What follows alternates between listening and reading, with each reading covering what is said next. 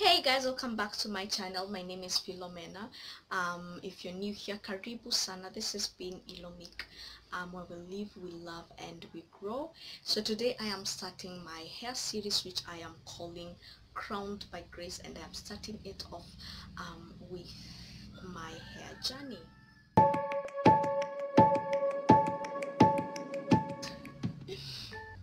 So anyway, as a little girl, I don't ever remember having long hair. I don't think I did not. But anyway, so after nursery school, the primary that I went to, we were not allowed to grow hair. So I didn't grow my hair. Same to high school, except yeah, in the Christmas of 2011 and 2012, I told you guys Christmas is just big for us. Okay, it is big.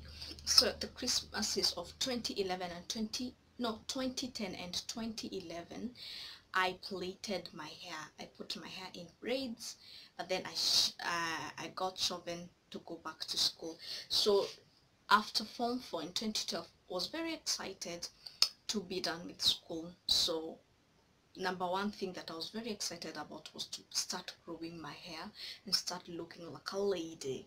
Okay, yeah. So that was painful. It was painful.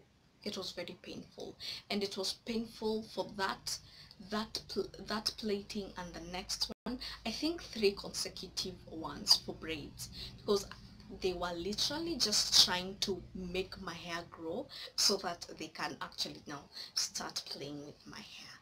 Yeah.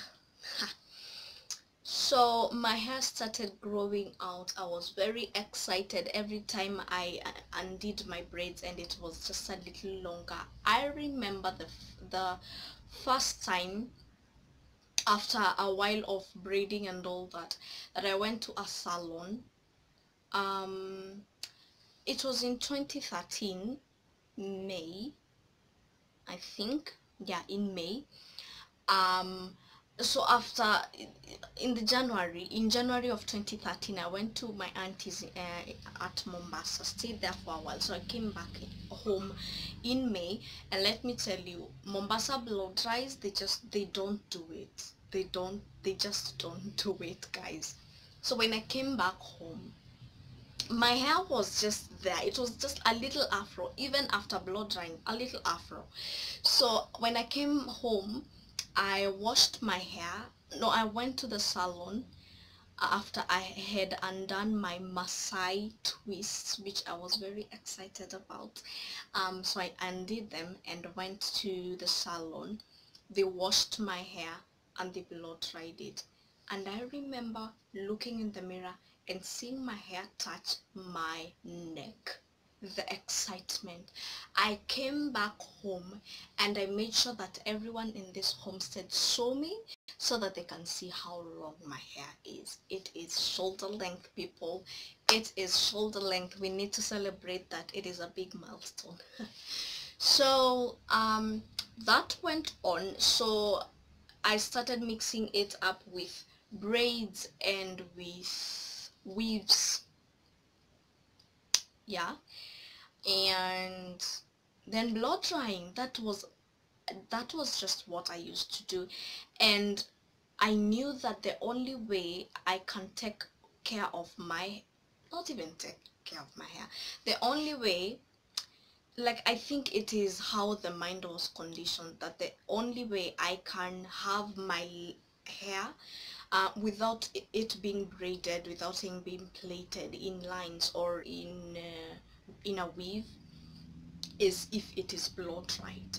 Now, I did understand that over blow drying my hair, using heat a lot is going to damage my hair. That part I knew. So what I thought was, if I do a blow dry, like I would do a blow dry like 3 times in a year. So if I did a blow dry, I will stay in the with that blow dry for, say, a month, sometimes 2 months. Yeah, especially this got worse when I went to university in Nyeri, let me tell you, blood rice in Nyeri is just it. That is just it. You'll have your hair blow dried, and everyone will be asking you, have you palmed your hair, have you texturized your hair, have you flat ironed your hair? Blow dries in Nyeri just do it really well. But the thing is then that your hair gets damaged. But because I was doing it a few times in a year, and I didn't see the damage happening, because also I didn't know that my hair is damaged. I just knew that this is just how my hair looks. It looks cute when it is blow dried, it is thinner. I thought that is just how hair should look, and that was how hair really just looked. And then it never moved from shoulder length. Also, every time I wanted my hair to be in an afro, I had to tuck in hair, because then my hair structure, the curl pattern, was too damaged because of blow drying. But at that point I didn't know. I just thought that is how hair should look, and therefore I went with the flow. Okay, that's just so. Fast forward, and 2016, my friend, God bless you, Milka, I love you, darling, you are just the best, she introduced me to YouTube. And so yeah, so I started viewing videos on YouTube. YouTube is just it. If you want to learn something, YouTube is just it, guys. So yeah, so I started learning about products, I started knowing about styling, and also I really do enjoy seeing something being done, and just coming and doing it in my own life. Like, I enjoy that, especially with makeup and with hair, but more so in hair. So yeah, so that's when I started making changes. I started deep conditioning. Also, this is another myth that I really had, but that changed even before the introduction of YouTube and natural hair thing. So I thought that the only reason why you should deep condition your hair is if it is permed. And I don't know why, and I don't know where I learned that from. Maybe it is in these salons that we just go, that people just want to do things to your hair without explaining to you why you need to do it, or they also just don't have enough information, and because they don't have enough information, they will not relay enough information to you. So again, God bless the woman that used to just do my blow dries. So she told me, you can always deep condition your hair, that it is not limited to permed hair. And so I just started deep conditioning my hair. So yeah, so and I decided that for 1 year I am not going to use any heat at all, except for the sun in Kitui. Okay, that we cannot let go of. I'm not going to use any heat on my hair. I again decided to take my hair care routines seriously, and also to just have a hair care routine, if it is wash routine, if it is moisturizing routine, all of that. Now, I was never confused about whether I want to do a big chop, or if I want to transition from my damaged hair to natural healthy natural hair, there was no way I was going to cut off my hair. I did not even entertain that thought for 1 minute. I knew that I was going to absolutely just transition, because I was not going to be to have my hair, you know, shaved. No way.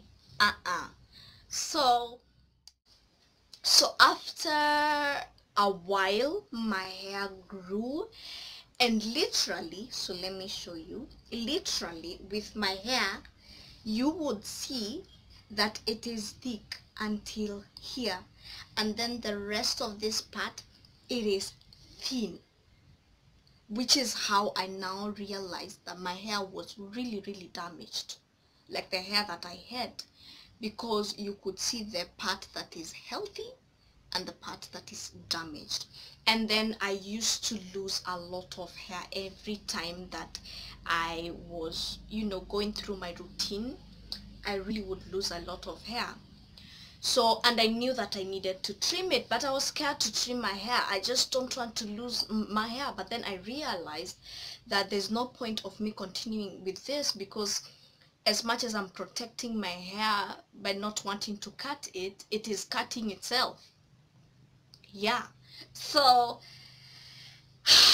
I've braved myself up and I cut my hair, which is what I call my big chop.